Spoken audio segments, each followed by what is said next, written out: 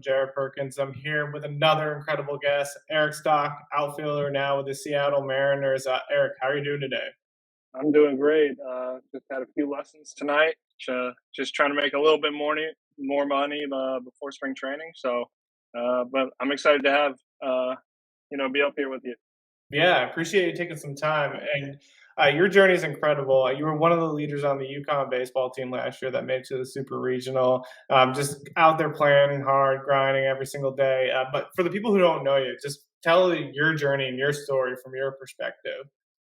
So just the whole backstory basically of Yeah. me getting to UConn and everything. So out of high school, it was sophomore year. Right after it, I committed to Old Dominion. So I love hitting coach there, Carl Nonamaker. My mom still actually talks to his wife because she actually took care of their baby because she works at Old Dominion too. So I was there for my first 2 years, literally right before the day before I was going to step foot on campus. He called me and he said that he got the job at Auburn. Hmm. So he's an assistant coach there now, still there. First year went there as a two-way. Yeah, just still trying to figure out my swing, figure out everything. January, first bullpen back, probably like January 5th, 6th, felt something in my elbow during bullpen. I knew something was up with it. I mean, I've had a few sprains, but, I kind of fought my way through it. I remember we went to the doctor probably a few days after, took an x-ray, everything, said nothing was wrong, but my velo dropped probably like 7 or 8, and I'm like, yeah, like something's going on. And I remember telling my parents and the doctor, I said, I can feel like a little bump in my elbow. It kind of felt like a little rock in there. Come to find out in June that it was a bone spur and it UCL. So I had surgery then after playing first base after Vinny Pasquantino, who's on the Royals now, got hurt. So I played first base after he got hurt, did well, made all-conference freshman team. Rehab was brutal, really tough. Yeah. And then sophomore year, just started getting less and less playing time. And then I ended up entering the transfer portal. So I was thinking about it earlier today. It kind of came full circle for me. I got to UConn by sending out an email, and I got signed by sending out an email too. So, wow. I mean, it's kind of funny how things just work out like that, because I remember an email out to Josh McDonald, who is coach at UConn, during their regionals. I didn't expect anything from it. Within 5 minutes, he responded to me. They were in the middle of a rain delay out in Oklahoma. He was like, hey, when we get back, we will set up a visit. I visited literally next week, went up, came back same day. I was like, yeah, like this is where I'm going to go. And basically from there, that's how it went. It's funny that our hitting coach, he told Mac, he was like, yeah, we don't need another hitter. We already have too many. So basically I went up there as a PO, and then just hitting the fall and just hitting the spring, and it's where I'm at today. So, man, that's wild. I have a lot of questions based on that journey, but I mean, I'm a Royals fan, so we interviewed Vinny Pasquantino not too long ago, and they become like Old Dominion, basically. Their manager, Old Dominion, Ryan Yarbrough, they just got everybody from there. Absolutely, yeah. I don't know what it is, but also too with the Cubs, because I know PJ Higgins was there, and now he's on the D-backs. Jared Young just got called up this past year, and then Bryce Wyndham's in big league camp with them as a catcher. So. Yeah. It just seems like those two teams just love the Monarchs. For sure. Yeah. Hey, someone's got to give them some love, Oh, yeah. Absolutely, yeah. Hey, any mid-major, give them some love.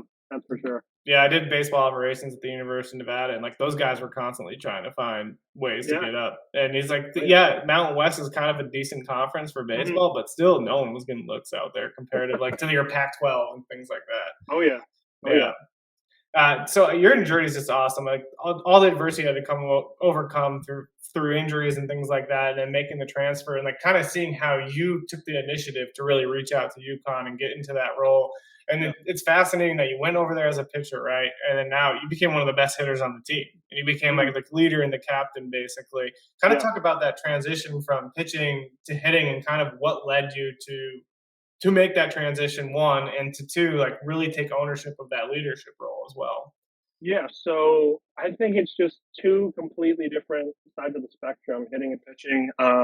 Pitching, it's if I don't strike everyone out, I feel like I had a bad day. Like I could throw a no hitter, I could throw 26 complete like perfect outs, and then give up a walk or whatever.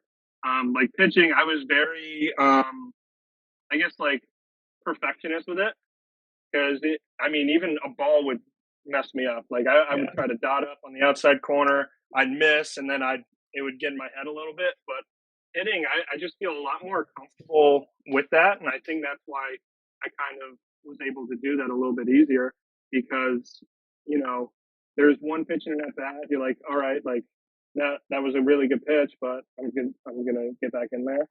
yeah, And also too, it's just you on the mound against everybody else.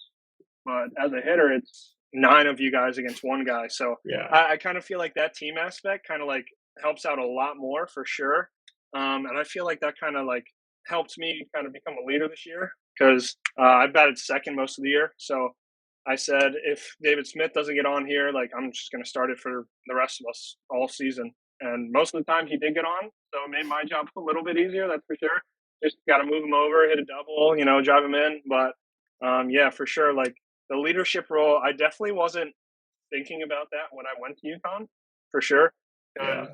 I felt like a freshman again, honestly, because I didn't know anybody New there. locker room. Brand new locker room, brand new Yeah, coaches, brand new facility too. I didn't know anybody up there, but it really was probably the best experience for me because just two different sceneries.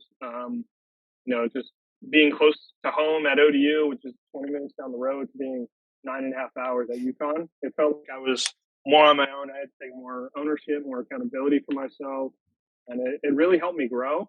So I feel like that kind of helped me on the field as well with the guys, especially. It's just trying to boost them as I'm trying to get better. Because at that point, they didn't know anything about me. Coaches really didn't know much other than my email and stuff. yeah, So it felt like every single day I had proved myself like again and again and again. That's kind of how it felt this past season too. But going to UConn, didn't think I would get a leadership role. But then this past season, I kind of felt like I was, like the leader of everybody. I guess just lead by example. I don't really say too much. Like I don't really yell at guys, yeah, except for one time. It was a 6 a.m. lift. I remember our strength coach was like, "Hey, like this drill isn't for anything other than just like discipline and listening." And we were on that drill for 45 minutes, and then it's 6 a.m. I'm not really a morning person, so I yeah, kind of like blew up on everyone. I was like, "Can we just get it right one more time?" Like I'm getting tired of running in the square for 45 straight minutes. And then yeah. right after that, it was there, and then I feel like that kind of helped out. So No one likes the running drills. Like as soon as you have to no, go, and everybody's out. I mean, just hearing your journey though, like this is why we kind of started the podcast, right? mhm, Because you can look at the numbers of players, you can look at the statistics and things like that, but you don't really hear the story behind those numbers, yeah, right? And so, like to hear your story about how you had to go and overcome the adversity of one, an injury, but two, like trying to find a place to play and actually reaching out to teams and having to go and find that place, having to transition from pitching to hitting. Like no one knows that behind. Like everybody's like, yeah, oh, let me look at this guy's numbers. Basically, yeah, that's it. And so like there's all these other aspects and elements that go into like developing the player and who they are, and like to find. And I think that's maybe why the draft getting overlooked and things like that happened because people are like, okay, let me look at the data, let me look at the analytics, and that's it. yeah, No one hears the story that led you to get to where you are. mhm, exactly. Yeah, Yeah, like because this past season, I put so much pressure on myself, so it really felt like I couldn't enjoy the season as much as I yeah, wanted to. I mean, we were winning, and I was happy with that, but I really knew like this was my last shot to, prove to scouts and prove to teams like they should take a chance on me, basically. So it felt like because I was batting 400 whole season till Georgetown, and then I felt like I just lost my swing overnight. Like I would get a barrel, but like feel like completely different than yeah, normal, and it would just be right at people. So by the end of the season, I was kind of like really struggling with myself mostly because I put so much pressure on myself. Because, like I said, like I'm 23 at that time, and it's my last full college season. I just wanted to be as good as I possibly could, and I was enjoying winning for sure. Yeah. But if I was going like 0 for 5, it didn't feel like I helped us win it all, and that was basically the big thing that I wanted to do was lead everybody. I wanted to lead us to Omaha for the first time since like 1972 or whatever it was. But sadly, it didn't work out that way, and kind of just focusing on just trying to get to that point, especially trying to bring people with me to get to that point. It felt like I really couldn't like live in the moment. I was always like, what's the next at bat? What's the next pitch? What's the next game? So Yeah. that was really tough for sure. But looking back on it, I really do regret that. But I mean, I wouldn't change anything for the world, especially with Yeah. that team. That was the best locker room I've ever been a part of. Yeah, I mean, I got an opportunity to cover you out there in that regional because I live out in the Maryland area, so I went out for Prospects Live to cover that regional. Talk about like the success that because you had a ton of success during that regional, and I think a lot of the knocks that probably come in the MLB draft is like, oh, Big East pitching. That's the Yeah, reason why those are the yeah, arms you're facing. But talk about like having success against the arms that you're facing, like on Wake Forest. You had Teddy McGraw, you had Rhett yeah. Lauder, all these guys who are like considered potential first rounders. Mhm, And you look at Maryland and you got Jason Sabacool, and you got Nick Dean, exactly. like all these guys who are potential draft picks, Ryan Ramsey, like all of them. So Yeah. talk about like how that helped build your confidence to have success against those guys. Yeah, so I mean, also too, going back to the year before, I went 4 for 4 off Gordon Graceffo, who this past year was Yeah, Cardinals prospect pitcher of the top 100 year. guy now. Yeah, and Nick Yeah, Slack, who got drafted by I think the Mets out of Xavier. So I felt like in the moments where saying like, hey, this is like a high level pitcher, he's got really really electric stuff. I always felt like I'm that good too. yeah, I'm never gonna look at myself and say like I'm not as good as this pitcher. Like he can beat me. So it felt like I really stepped up in the moments that I had to against those pitchers, especially because I don't want anybody being better than me. Like I the worst thing that I could ever do is strike out. Like yeah, that I hate that so much. So that's why against these guys, like all I do is see our scouting report. I see how they pitch, and then once it's game time, like I just trust my instinct, and I'm just ready to go. So I think the big thing for me is just don't think. yeah. I Like love Yogi that. Berra said, that's for sure. He was like, you can't think and hit at the same time. So I take that into every single at bat. So that's why I kind of talk to myself when I'm in the box, because I remember I saw Mike Trout do that on TV, and I was like, I might just start trying that, and then it worked for me. So I was like, I'm just gonna keep it going. Yeah, you think about it too. Like each pitch is opportunity reset. So like you miss Yeah, one, you got another one coming. So exactly. you got Yeah, another opportunity. That's awesome. Before I kind of roll into the last couple questions, I always ask every guest. I have to ask too because now that you're transitioning into professional baseball, you reached out to the Seattle Mariners, got an yeah. opportunity there, which is absolutely incredible. Talk about one, what it was like to actually finally get that contract signed, and two, like what are some of your big goals here going into your first probably spring training, minor league spring training, and things like that. Yeah. So, going into it after the draft, obviously, I was super upset. I don't think I left my room for a week, Yeah, probably. But I mean, I really did debate on just quitting baseball completely because I was like, if nobody wants me now, is anybody ever going to want me? So for 2 weeks, I was really struggling with that. And then I'd say probably it was like mid-August. I said, you know what, I'm not going to stop. I'm going to do everything that I possibly can to make it. So I started up a Google sheet. I would go type in whatever team. So like let's say like Orioles front office, and then I would just go down the listings because I actually DM'd Michael Stefanik of the Angels because I heard that he did the same thing and he responded to me right away. that's cool. Um, so I was like, hey, like, what did you do? How did you go about it? He was like, just put together a baseball resume. Hmm. And then he basically told me, like, I guess, like, the secrets of it. He was like, try first name dot last name at whatever organization. And then if that doesn't work, try first initial last name. And, like, I would go down the order. A lot of them would bounce back because they were the wrong address. So I Wow. would just keep on going. And then I remember I got my first response I think was from the Marlins or something like that. It was cool to actually like see someone read it, but Yeah, obviously, they were like, we don't have room right now. I was like, all right, that's fine. But it took probably 4 times through the order, over and over and over and over, before I finally got that call from the Mariners. So I think I did the math, and it was like I hit up 732 people or something like that, Need to just get like a nonstop. constant contact program for you. Just Yeah, like that's what I'm blast saying. email. Yeah, for every first of the month, I would go back on my computer, go down the order again, and just send them out.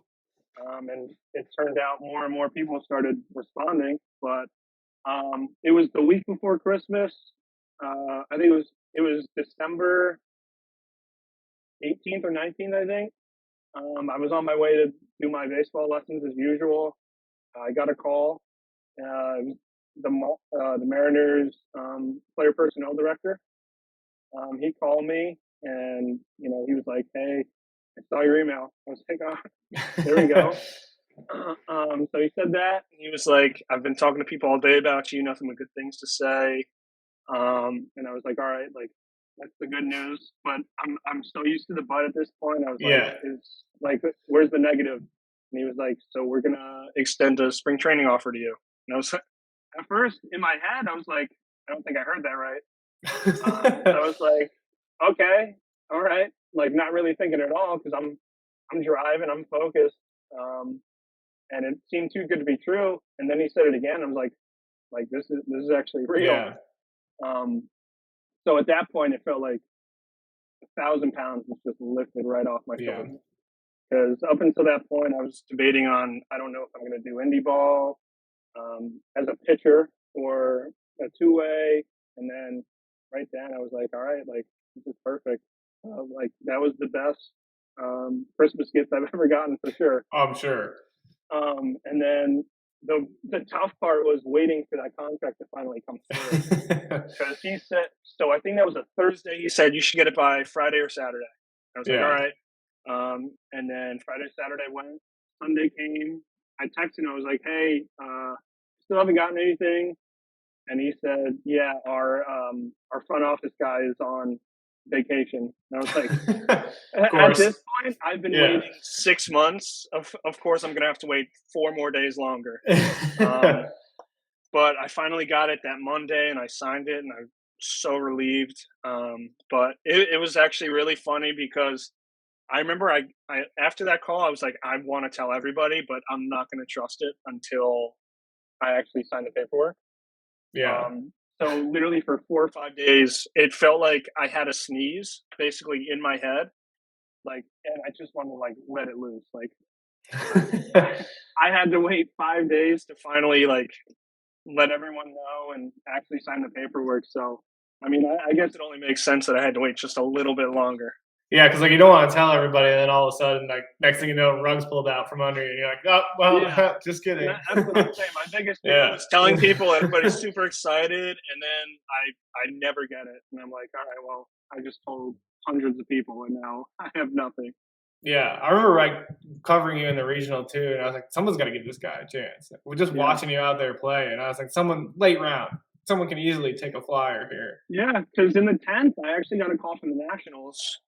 He was like, hey, I put your name in. Let's see what happens. Yeah, Obviously, nothing happened, but at that point, I was like, all right, like people are actually like looking at me. yeah, So that's why this year going into it, I actually last year when we had to make our gloves at school, I made sure to put pink on my glove because I was like, mm. if they're not going to notice my like stats and whatever else, they're gonna notice a guy with a pink glove. That's for sure. Love it. Yeah. So I did everything I possibly could to get seen, and it finally worked out. That's for sure. Yeah, that's awesome. I mean, it's just incredible to hear your journey and kind of where you got and how you're getting this opportunity and this shot with the Mariners, and it's going to be awesome. And I definitely can't wait to watch and see you kind of try to make it at that next level as well. But kind of going to the last two questions, I always ask one fun question and kind of one Yep. serious to end it. The first one is like, what's the go-to restaurant in the hometown? And every time you go back, you got to go to it every single time. So the go-to for me here, we used to have a Canes. I love that place. Mm, Um, so I'd say I love wings. yeah, So so around here, this place called the Dirty Buffalo. It's love it. amazing. I always get, I always get it. Probably sounds wrong. I always get the dirty chick. Um, So it's basically a bed of little potato bites. On top of it's mac and cheese, and then I get 3 chicken tenders on it. That's Um, amazing. You it's can't go it's wrong with on. fried chicken and mac and cheese. No, Like, no. There's never. there's like 30 flavors for the wing. I Yeah. like a little bit of spice, but not too much because I like to enjoy my meal.